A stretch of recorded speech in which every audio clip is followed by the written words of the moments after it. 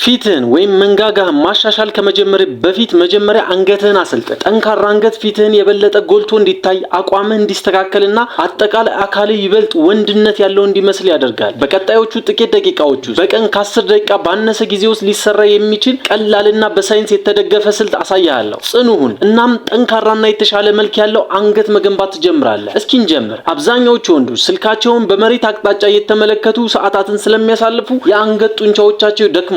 ይህ ደግሞ አቋምህን ወደፊት በመግፋት አቋምህን ያበላሸዋል። እንዲሁም አንገትህ ካለው ትክክለኛ መጠን በበለጠ እንዲያንስ ያደርገዋል። መልካም አካል ቢኖርህ እንኳን መጥፎ አቋም ሊሸሽገው ይችላል። የመጀመሪያው እንቅስቃሴ አገጭን ወደ ውስጥ መሳብ ወይም ቺን ተክስ ነው። ጀርባህን ቀጥ አድርገህ ከግድግዳ ጋር ቁም። አገጭህን ቀጥ ብለው ወደ ኋላ ሳብ። ለ5 ሰከንዶች ያህል ያዝ። ከዚያም ዘና በል። ይህንን 10 ጊዜ መድገም። ይህ እንቅስቃሴ አቋምህን ያሻሽላል፣ ጥልቅ የአንገት ጡንቻዎችን ያነቃቃል፣ እንዲሁም ቀኑን ሙሉ ጭንቅላትህን በትክክለኛው ቦታ ላይ እንዲቆይ ይረዳል። ቀጣዩ እንቅስቃሴ የአንገት ማጠፍ ወይም ኔክ ፍሌክሽን ነው። ጭንቅላትህን ካልጋ ወይም ከቤንች ጠርዝ ትንሽ ውጭ እንዲሆን አድርገህ በጀርባ ተኛ። አገጭህን በቀስታ ወደ ደረት አምጣው። ለ1 ሰከንድም ቆም ብለህ ያዘው። ከዚያም በቀስታ ዝቅ አድርገው። ይህንን በ3 ዙር 15 ጊዜ መደጋገም። ይህንን ስፖርት ስትሰራ በቀስታ አንቀሳቀስ። በግፊት ወይም በሞመንተም ፈጽሞ አትጠቀም። የአንገት ጡንቻዎች ሁሉም ስራ መስራት አለባቸው። ሶስተኛ ላተራል ፍሌክሽን። ይህ በጎን በኩል ያሉት የአንገት ጡንቻዎችን ለማሰራት ይጠቅማል። በአንድ ጎንህ ተኛ። ጭንቅላትህን ወደ ትከሻ አንሳው። በቁጥጥር ስር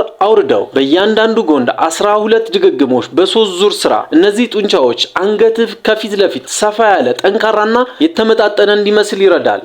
አሁን ትልቁ ስህተት ይሄውና ብዙ ሰዎች አንገታቸውን በየቀኑ ያሰለጥናሉ። እንደዚህ አታድርግ። ጡንቻዎች እያረፉ ነው የሚያድጉት። አንገትህን በሳምንት 3 ወይም 4 ጊዜ ብቻ አሰልጥን። በቂ ፕሮቲን ውሰድ። ብዙ ውሃ ጠጣ። በየቀኑ ቢያንስ ከ7 እስከ 8 ሰዓት ተኛ። ማረፍ ከስልጠናው ጋር እኩል ዋጋ አለው። ሌላ ጠቃሚ ምክር፣ በሰውነት ክብደት ብቻ ጀምር። በመጀመሪያ ትክክለኛ አቋም ላይ አተኩር። አንገትህ እየጠነከረ ሲሄድ በኋላ ተጨማሪ ክብደት ወይም ዌይቶችን መጨመር ትችላለህ። በ7 ቀናት ውስጥ አንገትህ ሙሉ በሙሉ ይቀየራልን?